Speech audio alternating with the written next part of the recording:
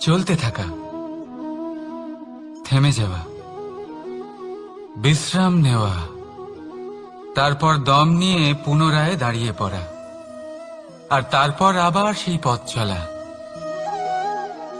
এটা জীবনের অভিন্ন এক অঙ্গ, এটার থেকে আপনি পালাতে পারবেন না। কিন্তু এই অঙ্গকে আপনি নিজের জীবনে কিভাবে প্রয়োগ করবেন, কিভাবে তাকে কাজে লাগাবেন, সেই সিদ্ধান্ত আপনাকে নিতে হবে। যারা হেরে যান তারাও জীবনে থমকে যান, আবার যারা জেতেন তারাও দাঁড়িয়ে পড়েন। যারা হেরে যান তারা হাঁপিয়ে দাঁড়িয়ে পড়েন, যারা জিতে যান তারা দাঁড়িয়ে পড়েন সেই সর্বোচ্চ স্তরে পৌঁছে গিয়ে। এবার দাঁড়াতে তো আপনাকে হবেই, তা হতেই হবে।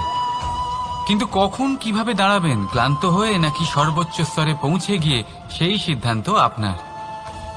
অবশ্যই দাঁড়িয়ে পড়ুন, কিন্তু ক্লান্ত হয়ে নয়, কারণ আপনাকে পুনরায় দাঁড়িয়ে পড়তে হবে, পুনরায় যাত্রাপথে এগোতে হবে এবং সর্বোচ্চ স্তরে পৌঁছতেই হবে।